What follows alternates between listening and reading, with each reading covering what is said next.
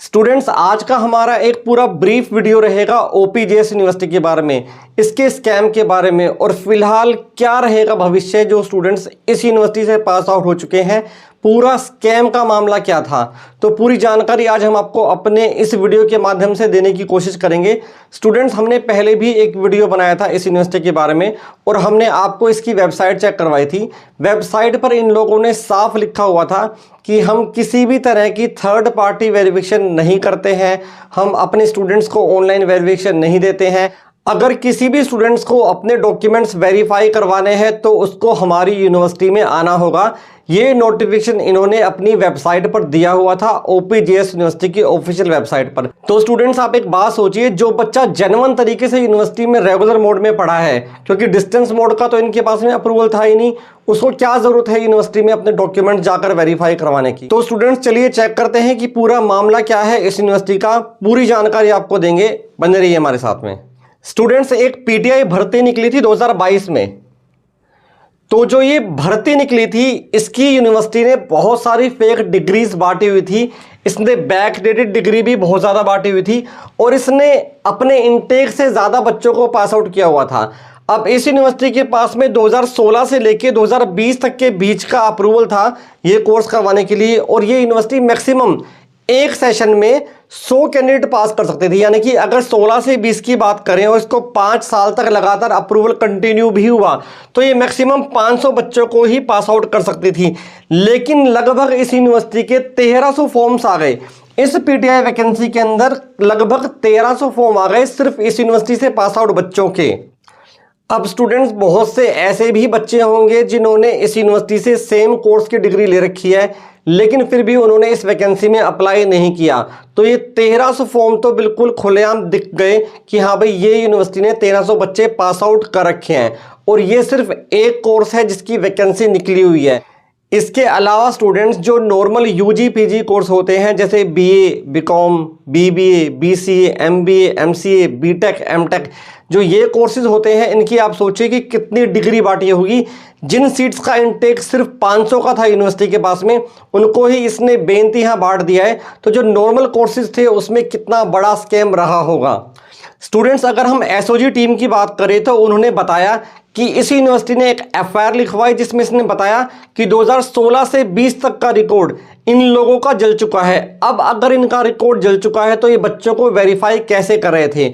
एक तरफ तो इन्होंने ये बताया कि भाई हमारा रिकॉर्ड जल चुका है, एक तरफ ये पैसे ले लेके अदर डिपार्टमेंट्स के अंदर अदर डिग्रीज को ये वेरीफाई कर रहे थे।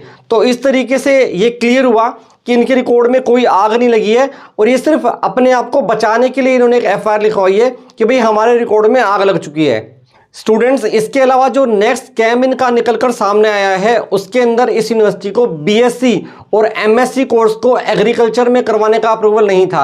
यानी कि यूनिवर्सिटी बीएससी एमएससी एग्रीकल्चर नहीं करवा सकती थी, इनके पास में अप्रूवल नहीं था। स्टिल इस यूनिवर्सिटी ने बच्चों को पास आउट किया जो कि राजस्थान सरकार में विभिन्न विभागों में लगे हुए हैं। स्टूडेंट्स, एसओजी की टीम ने ये सभी इंफॉर्मेशन शिक्षा विभाग को दे दी है। अब उन सब स्टूडेंट्स की डिग्रीज को रीवेरीफाई करवाया जाएगा, चेक किया जाएगा कि वे भी इस डिग्री स्कैम में इन्वॉल्व थे या नहीं थे। स्टूडेंट्स, एसओजी की टीम ने एक और बात को बिल्कुल क्लियर किया। अगर सैलरी अकाउंट्स की बात करें, बिकॉज 1 नंबर में सैलरी दी जाती है जितने भी पीएचडी या फिर एमफिल लेक्चरर्स होते हैं, तो सिर्फ 27 से 28 लोगों का स्टाफ था इस यूनिवर्सिटी के पास में, जिसमें से 10-12 इसके पास में नॉन टीचिंग स्टाफ था। यानी कि 12 से 13 लेक्चरर्स के साथ में ये यूनिवर्सिटी लगभग 18 कोर्स चला रही थी, जो कि पॉसिबल ही नहीं है। स्टूडेंट्स, इसके अलावा एसओजी टीम ने एक और बात को क्लियर किया कि यूनिवर्सिटी पहले पैसे देकर डिग्री दे देती थी। अगर उस स्टूडेंट की कोई वेरिफिकेशन जाती थी यूनिवर्सिटी में, फिर वो उससे और पैसों की डिमांड करती थी, और अगर स्टूडेंट्स और पैसे देने से मना करता था तो उसके डॉक्यूमेंट्स को नेगेटिव यानी कि फेक करके यूनिवर्सिटी भेज देती थी। एक बार तो एक ऐसा भी एग्जांपल एसओजी टीम ने बताया कि यूनिवर्सिटी ने स्टूडेंट के डॉक्यूमेंट्स को फेक करार कर दिया। उसके बाद में स्टूडेंट गया यूनिवर्सिटी में, उसने पैसे खिलाए और इसके बाद में एक संशोधन जारी किया यूनिवर्सिटी ने कि बाय मिस्टेक हमने स्टूडेंट के डॉक्यूमेंट्स को फेक बता दिया है। एक्चुअल में जब हमने रिकॉर्ड चेक किया तो ये स्टूडेंट हमारा ही है, इसके डॉक्यूमेंट्स बिल्कुल जेन्युइन है। तो इस तरीके से पैसे लेकर डिग्री वेरीफाई करने का एक स्कैम भी इस यूनिवर्सिटी का सामने आया। स्टूडेंट्स फिलहाल इस यूनिवर्सिटी के ओनर पर ऑलरेडी 4 मुकदमे चल रहे हैं और इस यूनिवर्सिटी का वाइस चांसलर भी गिरफ्तार है, दोनों के दोनों जेल में हैं। अब बात करते हैं कि क्या आपके डॉक्यूमेंट्स फ्यूचर में वेरीफाई होंगे जो कि इस यूनिवर्सिटी से पास आउट हैं। तो स्टूडेंट्स, अगर आपने किसी भी तरह की फेक डिग्री इस यूनिवर्सिटी से ली है तो बहुत ही कम चांसेस है कि आपके डॉक्यूमेंट इस यूनिवर्सिटी से वेरीफाई हो जाएं। और जो जेन्युइन तरीके से इस यूनिवर्सिटी से पास आउट हुए हैं उनके पास में सारे उनके पेमेंट प्रूफ्स ज़रूर होने चाहिए कि आपने इस यूनिवर्सिटी के अकाउंट में पेमेंट करी है, आपके पास में रिसिप्ट्स होने चाहिए, आपके पास में आपकी डिग्री वगैरह सारे सर्टिफिकेट होने चाहिए।